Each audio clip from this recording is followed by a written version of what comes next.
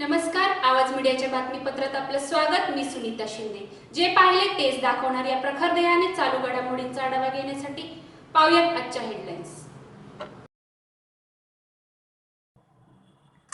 सांगली मिरज कुपवाड महानगरपालिका 2018च्या निवडणुकीसाठी शिवसेना पक्ष उद्या रणशिंग फुंकणार। उद्या 1 जुलै रोजी शिवसेना पक्षाचे कार्यालयाचे उद्घाटन होणार असून इच्छुक उमेदवारांच्या मुलाखती होणार आहे। त्याच विचाराचे पक्ष आम आदमी सुधार समितीशी चर्चा करण्यात आली असून शिवसेना भाजपाशिवाय निवडणूक लढवणार असल्याचे संजय विभूती यांनी पत्रकारांशी बोलताना सांगितले। तसेच भाजपाचे काही उमेदवार शिवसेनेच्या संपर्कात असून त्यांचा प्रवेश उद्या करणार आहेत असेही त्यांनी सांगितले। यावेळी सुनीता मोरे, बजरंग पाटील या ठिकाणी आज या बैठकीला आले होते।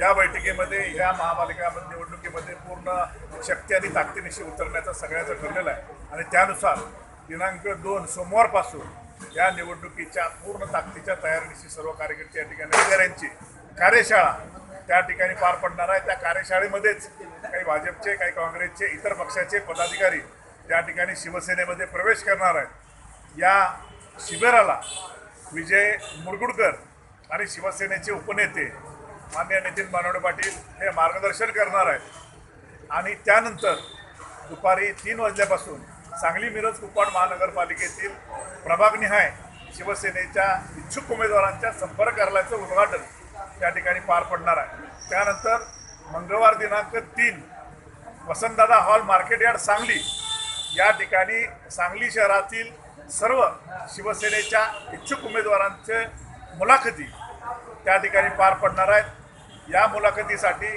शिवसेनेची जी संयुक्त समिती आहे त्या समितीच्या मार्फत या सर्व मुलाखती घेण्यात येतील।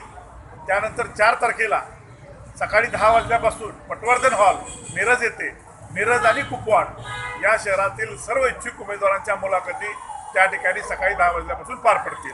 अशा पद्धतीनं शिवसेना या महापालिकेच्या निवडणुकीमध्ये स्वबळावर ताकदीने या ठिकाणी निवडणुकीच्या रणांगणामध्ये उतरणारे स्पष्ट झाले।